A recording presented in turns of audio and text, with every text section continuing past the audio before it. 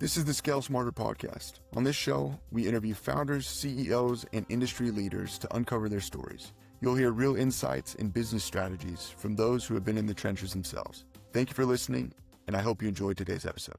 Welcome back to the Scale Smarter podcast.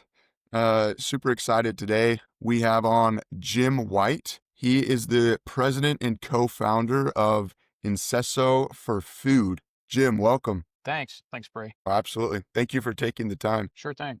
Will you start by kind of just giving a background on how you got to where you are today, how ENSESO4Food came about, and just how it started? Okay, awesome. Yeah, I'll just start. I'll give you a little background on where I came from and why I thought this was such a interesting opportunity. So I spent most of my time in the telecom space with network equipment manufacturers, Nortel, Alcatel-Lucent, which eventually became Nokia. And in that process, most of the time I was very much involved in new product introductions. In other words, there were markets that were the broadband market, the IPTV market. So I was very much involved in seeing kind of market changes that were happening. And so I would kind of call myself a market development expert, and then putting in place product solutions, businesses that fit those new opportunities. When I left Alcatel-Lucent, and me and my partner, John, we started a company called Harbor Pilots, where we were doing basically new product introduction support for startups. And we've had several clients, and one of our clients was a company that I worked on before ENSESO4Food that happened to be using the platform, the track key platform that we're using from a company called ENSESO. And we used that in a product that was basically tracking opioids on an IoT, or an Internet of Things device, that was dispensing methadone out of opioid treatment programs, and the software was tracking that medication. All right. And so we used that. I left that company. I was working on it. I left that company, and the founder, or the managing director of ENSESO, Kreshmir, called me and he said, "Hey, Jim, we had entered our track key platform into the FDA's low-cost food traceability challenge, companies that were entered, and we were selected as one of the 10 winners of that." And then he called me and said, "But, I think there's a huge opportunity here for this Food Safety Modernization Act, Section 204, which is the food traceability rule that the FDA put out in, I believe, 2022. And he said, "But we don't really have any American presence." So what we did is we set up ENSESO4Food, which is a U.S. entity, and then we got a perpetual global irrevocable license for track for food beverages. So that's the asset that we use to build this company. And then we've been out, working with customers, learning about the marketplace, the food traceability space. And then, we established a relationship with a company called SGS. So SGS is the largest testing, inspection, and certification company in the world. They're out of Switzerland, and they are using our track key platform as their FSMA 204 traceability platform for their food safety modernization acts materials. So they do all kinds of compliance things, but they have a whole section around food safety compliance. And so they're global. They have 100,000 employees, and in almost every country in the world. So they give us the ability to reach all the different customers. And then at the same time, we have stood up our SaaS platform to address what we think is the most underserved segment of the marketplace, which are what we call the harvesters, or the primary source, which are the farmers and the fishermen, the co-ops, the repackers. And so we have kind of smaller kind of customer fragmented on our platform. And we have some of those customers on there now, and now we're just raising money to basically scale that model, along with, the support that we need to provide for SGS for them to reach the big enterprise customers. Awesome. Yeah. Cool. And I know that you're a busy man, especially as the president and co-founder. How do you see your role directly shaping product growth or long-term customer loyalty? Yeah. So we're actually a really small team. I mean, we're super lean. We have a very, very low burn rate right now. We're totally bootstrapped. And so, we're kind of jack of all trades. A big piece of my focus is, in addition to being the president, I'm really kind of the product strategy. And so I spend a lot of time with customers, learning on how they use it, how their business operates, how traceability fits into it, how it aligns with their other certification requirements and that sort of thing. So we kind of make our product, we make changes, to align with our customer requirements. So that's a big piece of it. And then of course, establishing relationships with, partners. So we've brought on a couple of other partners. So we have a company called Primabis. They're going to be our kind of a sales distribution partner for Latin America. They're out of Mexico, and they were a printing packaging coating. They are a printing packaging coating company, and so they're very close to the whole packaging world, which is closely related to traceability stuff. And then we have another partnership with a company called the Consultaire Group, who does some. It has a platform for certifications, things like GAP and other food safety kinds of certifications, and they have customers there. And so those customers have been coming to them saying, hey, what are you going to do about FSMA 204 food traceability? And so we're working together where we're kind of their food traceability solution for their customer base. Cool. Yeah. Cool. And I'm just kind of curious, if I wanted to be one of your customers, what would that transition and setup kind of look like? So let me just real quickly just touch on FSMA 204 so you have a sense of it, because I think that's really Yeah. important. So FSMA Yeah. 204 is the food traceability rule that was written. FSMA stands for Food Safety Modernization Act. That was a law that was written in 2008. And in that law, Congress said to the FDA, we want you to create a food traceability system so that from farm to fork, people can tell where the food came from a food safety perspective. All right. Um, they created the final rule, what's called for traceability, which is Section 204, in 2022. The original deadline for that was January 20th of 2026. Last March, the FDA says, hey, nobody's ready, so they pushed it out 30 months, so it's July of 2028. But what the rule does is it basically says it's a very elegant, it's a really really cool rule. The way it's very simple and elegant. They set up a set of critical tracking events, you know, harvest, cool, pack, first land, receive, ship, receive, transform. That's it. And each one of them has a small set of KDEs or key data elements, like six to eight items that you have to keep. So it's kind of like a baseball card. And so we're real focused on the critical tracking events that happen in the beginning: harvest, cool, and pack, and first land receive. So first land receives for wild caught fish, harvest, cool, and pack is for aquaculture and for grown foods. So that's your harvester primary source. So that's what they do. And the reason why I wanted to do that is just to kind of talk about onboarding those kind of customers, which is different than on the far right-hand side, you have retail, grocery stores, Walmart, Publix, Kroger, and retail restaurants, Chick-fil-A, Burger King, or RBI, Subway sandwiches, plus all the independent stores.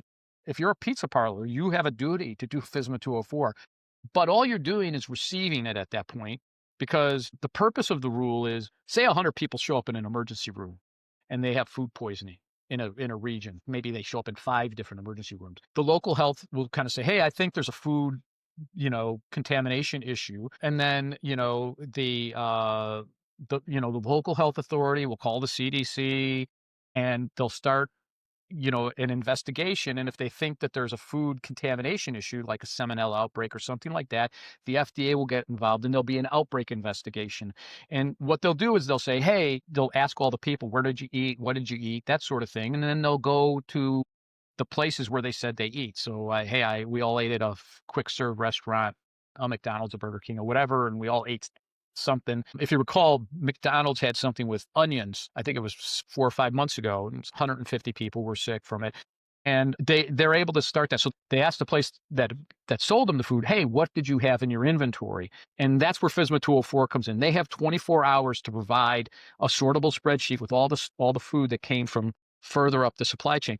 That information will lead them back to all the people who are involved in providing the food: the cold chain warehouses, the distributors, anybody who transformed the food. They cut it, they sliced it, they repacked it, they did something like that. And the farm or the fishery, wherever it came from. And so what we're real focused on right now is the beginning of the chain. And that's important because where a lot of our competitors are focused, they're all focused on the big companies with the big brand names, the Cisco's, the US Foods, the Walmart, the retailers. But those guys are on the far right-hand side.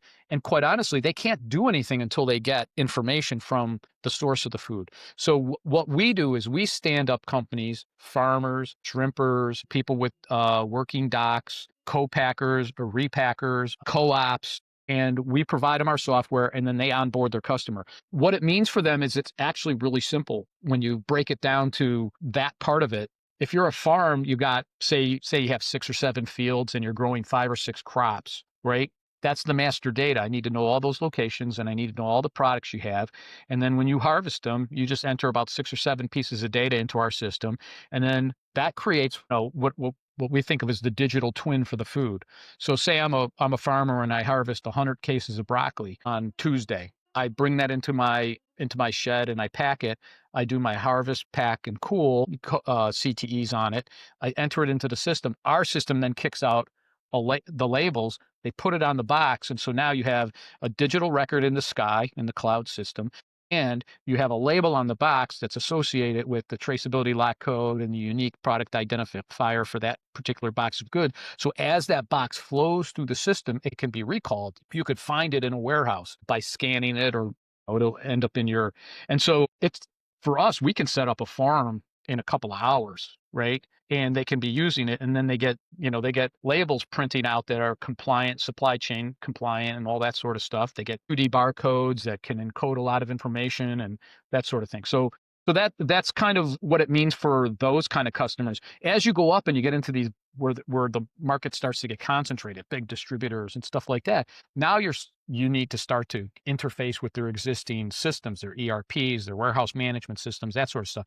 Our platform is actually great for that, right? Because it's been around a while. We do billions of transactions. The ENSESO guys have been doing billions of transactions on this thing with the EU tobacco directive. And we're integrated with all the big tobacco companies. So we know how to integrate with other people's products. We're very API driven. We're going to do that through our SGS channel, right? That more complicated integration. But right now we're super focused on just bringing on some harvesters and farmers, the small independent guys. Very cool. And Yeah. how do you guys find them? You have a sales team that go and present to them, or how does that work? That's part of why we're raising the money, is to kind of mature our sales machine, so to speak. But the good news is they're actually kind of in community, right? And so right now we're very focused on word of mouth. We're not onboarding that many people that fast right now. We want to accelerate that, but um, for example, there's associations, right? There's a strawberry association in the states where they make strawberries, or there's a produce association, there's a shrimp alliance, there's all kinds of groups where if you talk to them, they have 100 different organizations inside of them that are all kind of the same and have exactly the same kind of needs, right? And so we just reach out to them, and then a lot of it's right now it's word of mouth. Like I said, our goal, our next goal is 100 customers, and the goal after that's 1,000. Um, and once we get there, then we'll be able to make massive investment to go ahead and attack the 2 million harvesters that are out there globally. Very cool. Yeah. Very cool. And with that, what are some major trends or shifts that you're seeing in the solution space right now? Well, one of the challenges is that when the original date was still in place, January 20th of 2026, which is just, whatever, 5 months from now, 4 months from now, back in March, you were just then starting to see people pay attention. You got to put yourself in the shoes of a small business. Small businesses do not have 3-year time horizons, right? You tell me I have something that's due in 2 years, I'll worry about it next year. I'm not going to worry about it right now. And so that's the big challenge. When they push that back, a lot of people aren't paying attention to it. Now, the challenge that we see is that FSMA 204 is really about a chain of customers, right? And the guys at the end, for example, Walmart and Kroger, they've actually issued instructions to their trading partners that said, hey, guess what? This year, I want FSMA 204 traceability data. All right. And so the distributors get that. Who sells stuff to a grocery store? Distributors. The distributors go and say, I don't have that information. I needed to get it from my guys. So they then maybe send it to the guy, to the hop before them where they get it from, which may be a repacker for produce or some kind of broker or importer. And that's kind of where the chain ended. It didn't get passed back all the way back to the farmer and the fisherman and that sort of thing. So that's what we're doing. We're outreaching to those guys so that the digital twin at the source of the food gets created so that when they send the information to the repacker has it so they can do the transformation and they can have a transformed, traceability lot code that they can then send to the distributor who then can send it to the grocery store. So the biggest issue right now is awareness, right? There's millions of businesses around the world. By the way, this is not just a US thing. It's anybody who imports food into the United States. So if there's shrimp in an aquaculture pond in India or Indonesia, those aquaculture people have a duty to create the critical tracking event for the harvest event for that aquaculture, right? And then they need to send it to, if there's a transformation that's probably happening inside that country, like let's take shrimp. I take it out of an aquaculture pond. I might sell it just like that with the tails on and the heads on and all that. But more than likely, I'm going to send it to a place where they cut the heads off, they descale it, they take the shells off it and the tails and everything, and they put it in a package and they sell it as basically deveined, shrimp. And so those two companies are in Indonesia. They need to follow this US FSMA 204 rule so that when the importer gets it, he gets that data with it so he can send it to the distributor who then can send it to the store or the market where the shrimp is ending up or the restaurant. And so, getting that information all the way down to those aquaculture farms in India and Indonesia, that's part of what we're trying to do through SGS. And then we're, of course, doing it in the US. They're doing it in the US too. But that's one of the biggest things is getting people to be aware of the requirement. Another trend that we see here's what's really surprised us when we did this. Everyone told us that, the farmers and all these small guys, you'll never get them to use a computer and all that kind of stuff. And it's actually true that in general, this group doesn't have a lot of digital systems. But when we introduce it to them, almost all of them say, I always knew I should do stuff like this. I just never had a real reason to do it. And now that I use your system, right? So our application in this segment is actually other than QuickBooks, it's the first digital tool they have in their business. And when they do it, because our system's so easy to use, when they do it, the first benefit they get out of it, which this is for them, it's like this made it worth it. Labels come out and the labels come out of the printer. They're properly formatted. Once they enter our data, they press a button, they get 50 labels. And that to them is like magic, right? And that's super valuable and they're formatted, and they're supply chain ready. They have QR codes on them. There's all these cool things that a lot of really big businesses don't do, right? And so then the second thing is they realize all of a sudden I have an inventory. I never had a digital inventory of my products. It gets kept up to date because yes, there's harvest, cool, and pack. So then I put it in my cooler. When somebody buys it from me, the next critical tracking event is ship. So I ship it. So it deducts out of our inventory. And so now I have an accurate inventory and I knew where I shipped my stuff and I have a report and I can do analysis on it and that sort of thing. And then when the auditor comes to do their certification, right? One of the things they ask for is a mock recall. And that's always been one of these things like, I got to hunt around in my file cabinet and figure out what was where. They type into a search bar in our system and boom, they can recall anything that they shipped over the last year. And the auditors are blown away. And these guys who are normally terrified of their audits, they're a lot of work and they're really afraid. They're like, wow, that was the best audit I ever had because I have this digital platform for it. Gives them So some we see all confidence. these operational benefits that the small guy has. Really, it's really related more to digitalization. And quite honestly, they're not even doing it for FSMA 204. They're doing it for the business operational improvements they get today. And that's where we have to fix our message because we've been really dependent on telling people about FSMA 204 and instead really focus on the fact that, digitalizing this process is going to bring you a lot of immediate business benefits right away. And that's the message we have to figure out how to get out and tell people so that we can onboard more people now. Because, all those guys farther up the chain, they need years to get their system ready. A big distributor like US Foods, They have 150 ERPs in their system. Somebody has to connect to find the data that's in all those different systems. So there's a lot of integration work that has to happen to make that actually flow in a an efficient way. And those projects, those are big multi-year IT projects that involve hundreds, if not thousands of locations all over a big enterprise that will require a lot of time. 30 months is going to evaporate if these guys don't get started on this stuff right away. No, it's really interesting. I've never really thought about the documentation of our food. And Hmm. so I really appreciate you diving in.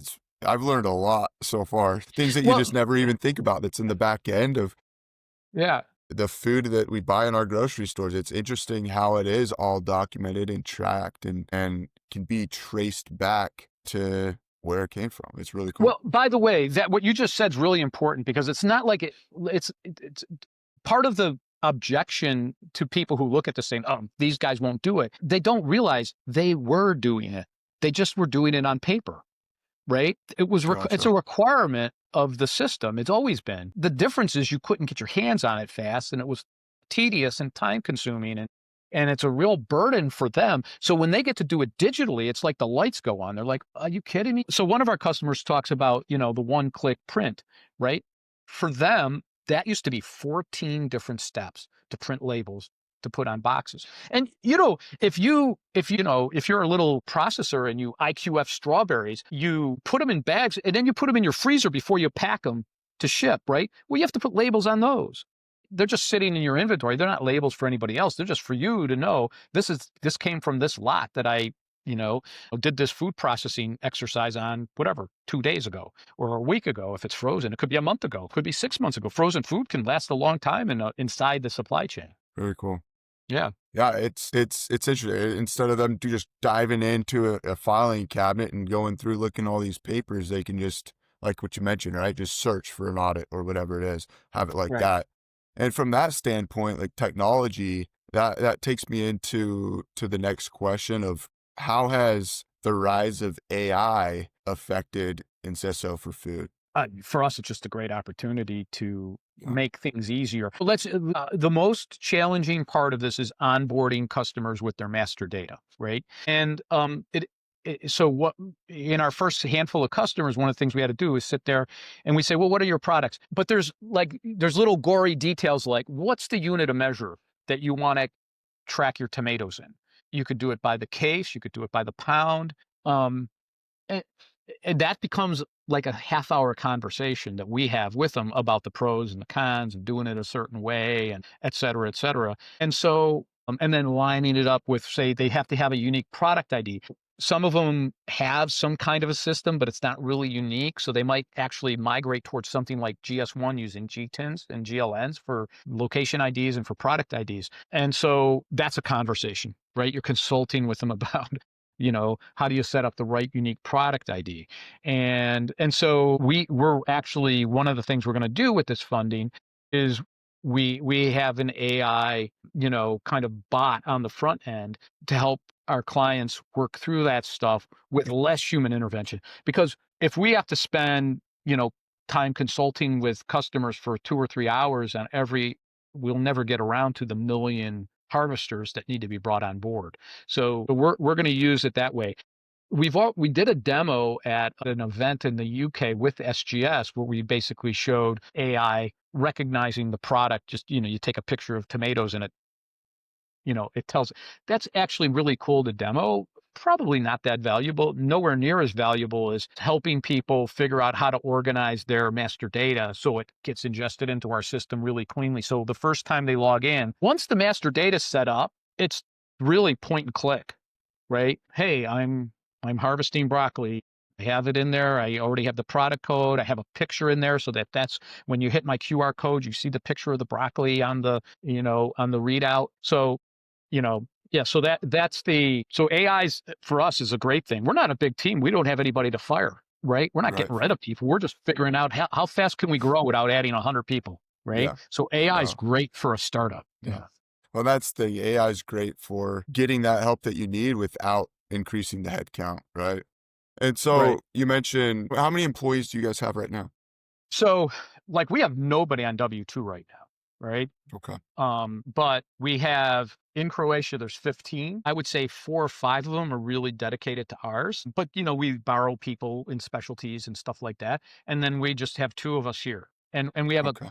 2 and I would say and then 2 other half-time people that help us with certain things. Yeah. So Very we're cool. really like we have 0 burn rate almost. But we need to step that up. There's definitely, you know, some work to do there. No, that's cool. When it comes to keeping customers engaged and customer retention, what are some strategies that you guys have used to best retain your customers? So the most important thing is to look at their engagement. So we've had a couple of customers on this platform for a year, and we can log in and see who's doing what. And we see like what we're really excited by is we see people in there 4 to 5 days a week doing something in our system. They're doing for a little small farm, for example, that's paying us $300 a month. In a year, they've done like 2,200 transactions in our system.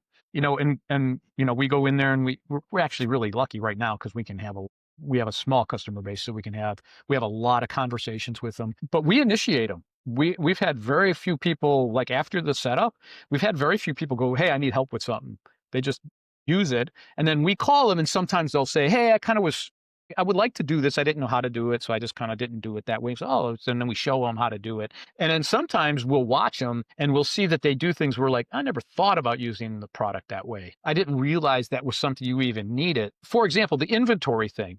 You know, we went into this thinking all these people, they're going to have, all these digital tools and stuff like that. You like a lot of households have used systems more than some of these businesses do. A lot of paper records, a lot of swivel chair integration. Even big companies, like we've gone into some big, almost billion-dollar companies, and they'll be on some kind of ERP that's like 25 years old. And, there are guys, going between systems. That's what I call swivel chair integration, saying, oh, here's something from this system, and I'm typing it into this system, right? Like the same stuff. It's not getting transferred. There's no integration. The food industry is really very, very slow to adopt, some of the IT technology. As you go towards retail, like a Walmart is tremendous at this stuff, right? But as you go from if you go from retail towards the source of the food, it becomes less and less use of digital tools and Yeah, and more hands-on and that sort of thing. We thought we would be doing a lot of integration, and quite honestly, it's very rare that they are even ready to do integration. We just give them a user interface with a workflow and they use it, even big companies. So, that's awesome.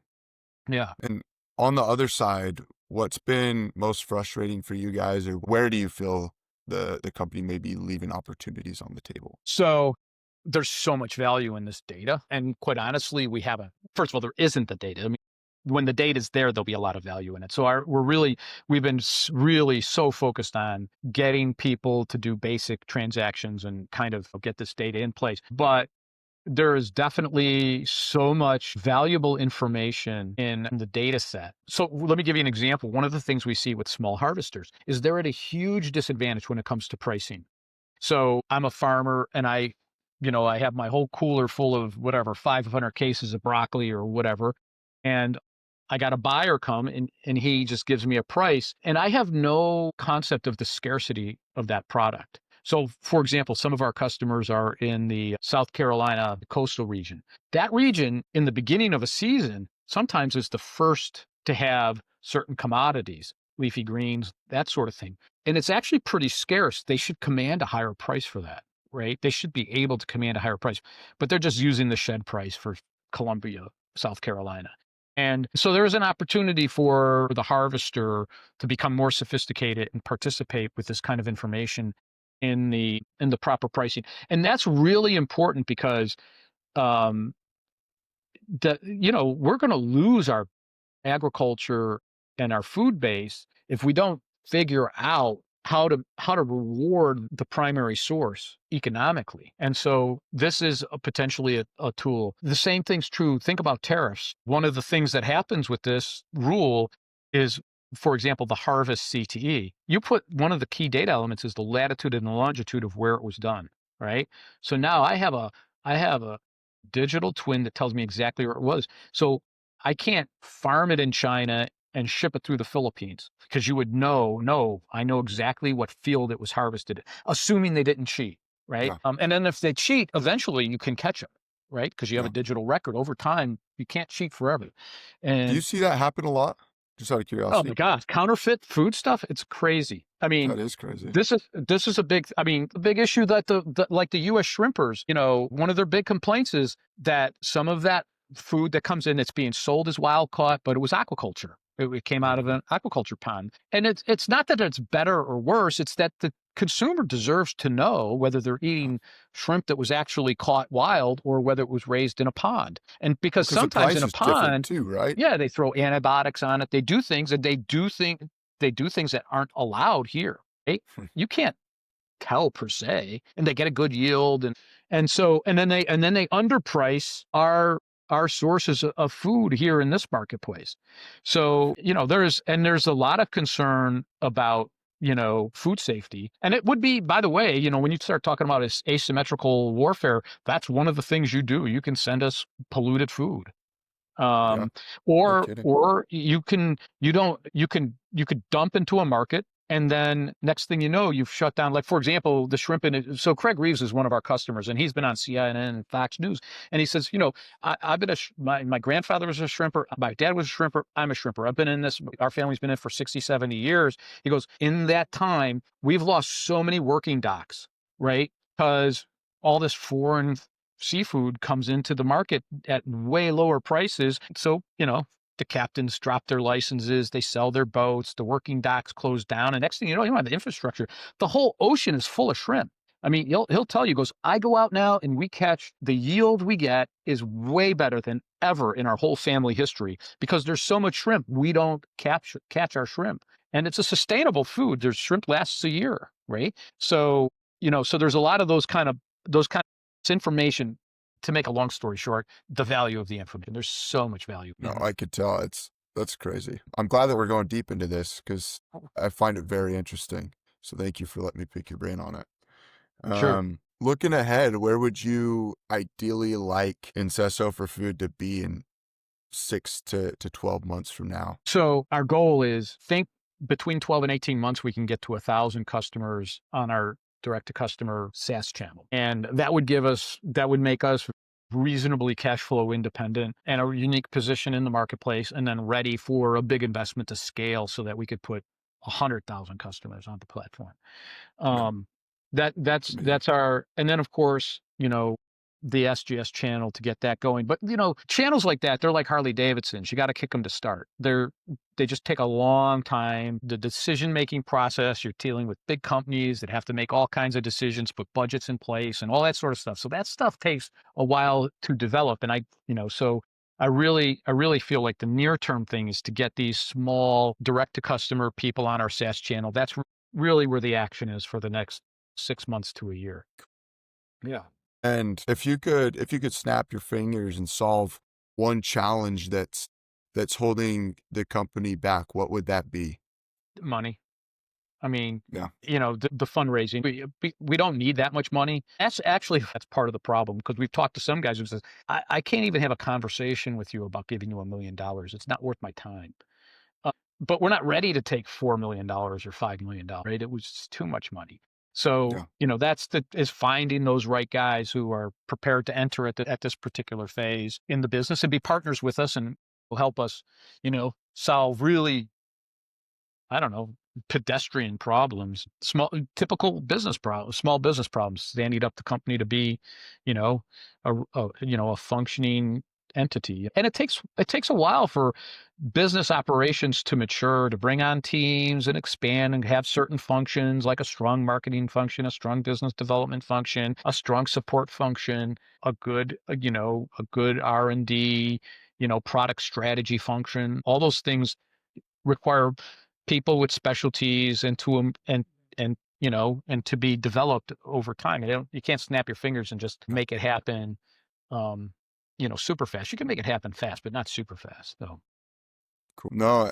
thank you so much for sharing all this. I think today especially we live in a world where we're a little bit more cautious of our food. And so I think that what you guys are doing is great. helping them to track and kind of document where that's coming from. So no, thank you. Thank you for Yeah. sharing that, and thank you Well, for what you do. yeah, I was just going to say what you just hit on there is this is kind of the notion of transparency. The FSMA 204 rule does not require that the consumer be aware of this, right? It ends at the retailer. However, some of our customers um, are already using our system so that the end customer has an awareness of where the food came from. For example, one of our customers is when they send their seafood to a restaurant, they're providing a menu card, and on that menu card is a QR code. If you click on that QR code, you can actually see the ship it was caught on, a picture of the ship. You can see the So dock it was cool. landed at, that sort of thing. And that's the kind of thing that gives people because when you sit at a restaurant, you know, 4 miles from the coast, you assume the food came out of that ocean, but that's actually not true in Hmm. most instances. And some consumers will value the fact that, oh, that was wild caught in the Atlantic Ocean off, Beaufort, off the coast of Yeah, Beaufort, South Carolina. And there's value to that. And, by the way, we're doing a case study with GS1 on farm to school. We have a school that owns a farm, and they send their food for processing to a local processor. And so the supply chain's really short, that kids in the cafeterias, and this school district is feeding, I don't know, 17,000 kids every day. A bunch of that food is coming off the farm a mile away or within the same county as those schools. Maybe it's going up to Greenville, South Carolina to be processed and then coming back to the school and they're eating it. Maybe it's a, sweet potato puree, or it's a pizza sauce that came from Roma tomatoes that were grown on that farm. And we're proving that. That's what that's this amazing. GS1 case study is going to be about. So parents then can see, hey, my kid's actually getting good local fresh food at their school. So That's super cool. yeah. Super cool. Well, again, thank you for sharing all Sure. these insights. I've learned a lot today. And kind of wrapping this up, Yeah. if somebody were to want your services, where can they find you and how could they get in touch with you guys? So it's ENSESO, ENSESO for the number 4food.com is our website. Or they can reach out to me at Jim White on LinkedIn. I think it's Jim White RDU. And I'd be happy to talk to anybody who's interested partnering with us or wants to be a customer of ours or just wants to, talk about food safety and food traceability. We're an open book. So Awesome. Well, yeah, Jim, thank you again so much for hopping on and letting me pick your brain. You're awesome. sure. Thanks, Bray.